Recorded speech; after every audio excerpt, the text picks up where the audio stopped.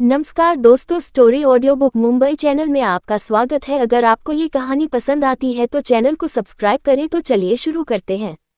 सुनसान आइलैंड पर अभी भी हर तरफ सिक्योरिटी टीम तैनात थी। ऑपरेशन किए हुए तकरीबन 8 घंटे हो चुके थे और हर्षवर्धन अब तक होश में आ चुका था। हालांकि वह अपने शरीर का किसी भी हिस्सा हिलाने के काबिल नहीं हुआ था, लेकिन वह होश में आ चुका था और उठते ही उसके जहन में सबसे पहला ख्याल अगर किसी का आया तो वह उसकी जान, उसकी बीवी अनाया थी। वह कर्कश आवाज में बोला, अनाया, उद्धरण चिन्ह। लेकिन उसे कोई जवाब नहीं दे रहा था। तभी उसकी नजरें आसपास की चीजों पर गई तो वह देखकर चौंक गया कि उसके आसपास की चीज काफी यूनिक थी। वह जगह भले ही छोटी थी, लेकिन वहां पर बहुत ज्यादा एडवांस मशीनरी थी।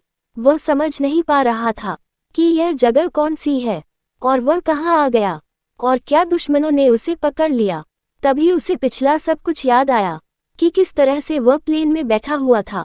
तभी उसी की एम्प्लॉय जो सेक्रेटरी डिपार्टमेंट में काम करती थी, उसने एक ब्रीफकेस चुपके से प्लेन में रख दिया। हालांकि हर्षवर्धन ने पहले इस पर ध्यान नहीं दिया था, लेकिन जब प्लेन क्रैश हुआ तो वह समझ गया कि यह सब कुछ दुश्मनों की चाल थी और प्लेन क्रैश भी बम की वजह से हुआ था। हालांकि वह बम इतना एडवांस और बड़ा नहीं था, लेकिन वह इतना तो खतरनाक था कि वह प्लेन के एक हिस्से को डैमेज कर दे, जिस वजह से प्लेन तुरंत क्रश हो जाए और यह एक आम दुर्घटना लगे। ये सोचते ही उसको गुस्सा आने लगा। वह इतनी बड़ी लापरवाही कैसे कर सकता है। उसे तो यहाँ तक नहीं पता कि वह कब से बेहोश है और उसकी बीवी की हालत क्या हो रही होगी। उसे याद करके उस वजह से वह खड़ा होने की कोशिश करता है और इधर उधर हाथ हिलाता है, लेकिन अभी भी वह पूरी तरह से मशीन से घिरा हुआ था, जिस वजह से वहां पर एक इमरजेंसी अलर्ट बजने लगा, जिसे सुन डॉक्टरों की एक टीम तुरंत वहां आ गई। लेकिन हर्षवर्धन अभी भी शांत नहीं हो रहा था। एक डॉक्टर गंभीर आवाज में बोला, शांत हो जाए सर, आपका इतना हिलना डुलना ठीक नहीं है। हर्षवर्धन गुस्से में बोला, चुप हो जाओ, मुझे मेरी अनाया के पास जाना है और मेरे लिए परेशान हो रही होगी।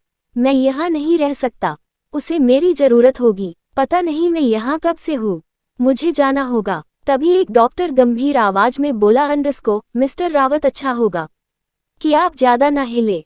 आपके घाव अभी भी सही नहीं हुए हैं। कुछ वक्त पहले ही आपका ऑपरेशन खत्म हुआ है।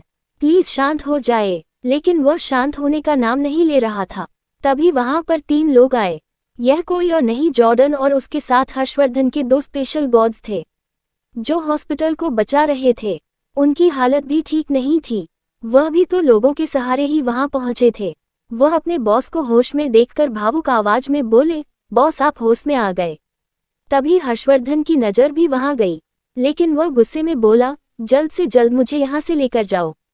और यह जगह कौन सी है कि हम दुश्मनों के हाथ लग चुके हैं। वह भी कुछ और नहीं सोचना चाहता था। उसकी नजरों में और कोई सोच नहीं आ रही थी।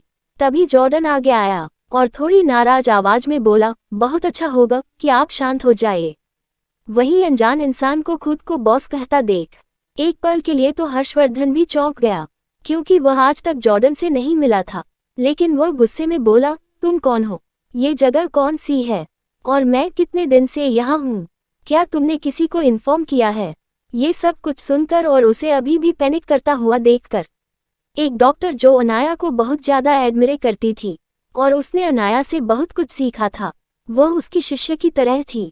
वह आगे आए और थोड़ी नाराज और गुस्सेल आवाज में बोली, सर हमें पता है कि आप परेशान हैं, लेकिन आप इस तरह से मेरे मास्टर की मेहनत को वेस्ट नहीं कर सकते हैं। उन्होंने आपको खोजने के लिए 24 घंटे बिना खाए सोए गुजारे और वह एक पल के लिए भी नहीं रुके, और जब आप मिले तो बिना कुछ सोचे समझे जंगल में चली आई, यहाँ तक कि यहाँ के खतरनाक जानवरों से भी लड़ी। इतना सब कुछ करने के बाद उन्होंने तकरीबन 10 से 12 घंटे आपका इलाज किया और आपकी इतनी कॉम्प्लिकेटेड सर्जरी को परफॉर्म किया। उसके बाद भी उन्होंने आपको खून डोनेट किया और अब वह खुद बेहोश पड़ी है और होश में नहीं आए है, और आप इस तरह से बिहेव करके मास्टर की सारी मेहनत को वेस्ट कर रहे हैं। आपको जो भी जानना है, जो भी पूछना है, शांत होकर भी पूछ सकते हैं। ये सब कुछ करने की जरूरत नहीं है। वही उस लड़की की इतनी सारी बातें सुनकर और यह सुनकर कि किसी ने उसके लिए इतना सब कुछ किया, हर्षवर्धन चौंक गया। तभी वह गंभीर आवाज में बोला, तुम्हारे मास्टर कौन है और वह मुझे कैसे जानते हैं। तो वह लड़की इतराते हुए बोली, मैं डॉक्टर ऐना की डिसाइपल हूँ और वही मेरे मास्टर है। वही अनाया का जिक्र सुनते ही हर्षवर्धन की सांसें तेज हो गई और वह बेचैन नजरों से इधर उधर देखते हुए बोला, कहाँ है ना? और वह इतनी खतरनाक जगह पर क्या कर रही है? उसे वापस डरता हुआ देखकर वह लड़की गुस्से में बोली, बस बहुत हुआ। मैंने अभी भी आपको नहीं बताया कि वह बेहोश हो गई है, तो आराम कर रही है।